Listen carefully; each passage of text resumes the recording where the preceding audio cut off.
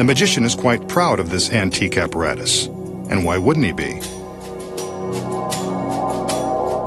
It's an egg-shaped cage made of forged bands of iron. It's empty now, but knowing the magician, this cage won't be empty for long. He calls in two of his assistants who come bearing a small rack.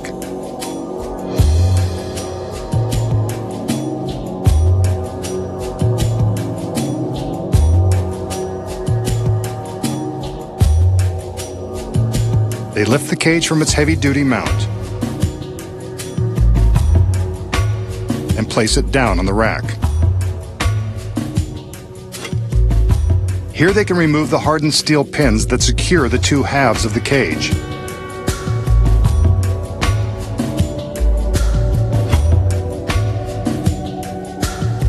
With the front half of the cage removed, we can see how something or someone can be placed inside. Here's someone now, and she's something.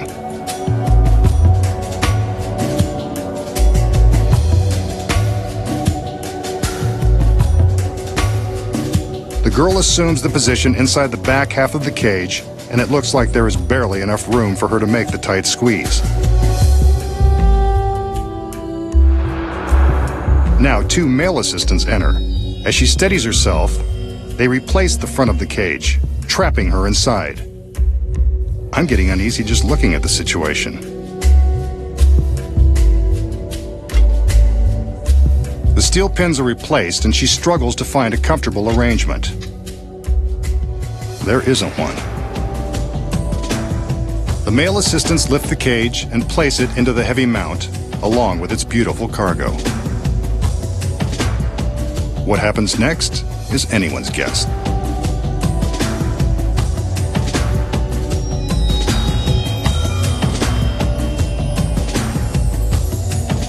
The magician removes the steel pins again and opens the clasps. The two halves separate, but the girl inside isn't going anywhere. His other assistants now cover the sections of the cage with heavy pieces of black canvas. They're careful to stretch the fabric tightly around the cage. Inside, you can bet that the cage is cramped and dark, and no place for a lovely lady to spend an evening alone.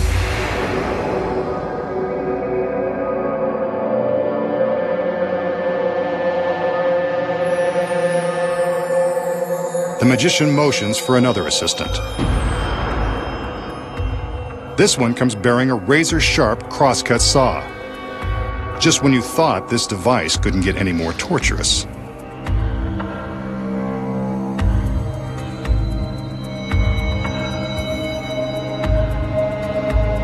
The magician steps behind the cage, and you got it. He begins to saw between the two halves, and presumably the girl. This just isn't her day.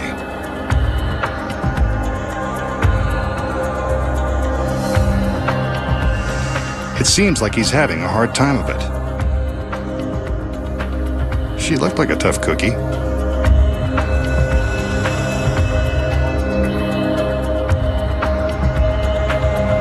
Remember, she's strapped inside with nowhere to go.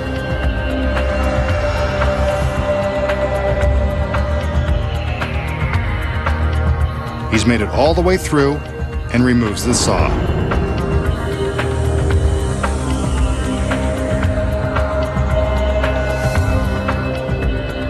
The assistants regroup. One takes the saw as the others remove the canvas. And there's the beautiful girl in the iron cage. Uncomfortable, but unharmed.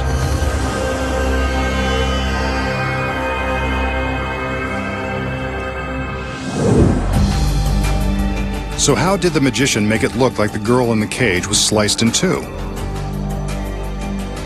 Here are the secrets. The cage is, in fact, as sturdy as it appears. It's got to be in order to safely hold the girl inside.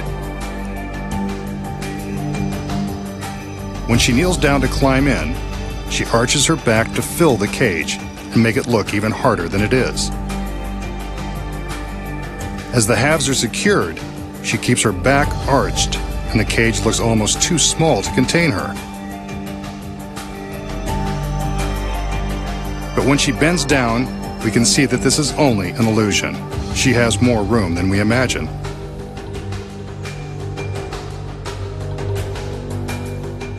Once the cage is in its mount, the girl has plenty of room to roll over onto her back. In this position, she's able to slide some of the metal straps away, allowing her to drop down out of the bottom. As he saws, the magician uses his skills as a mime to make it look like he's struggling to cut through flesh and bone. In reality, the girl has rotated onto her back, slipped out of the secret metal bands, and lowered herself safely below the path of the saw. Who says show business isn't glamorous? Here's a look at her movements without the canvas.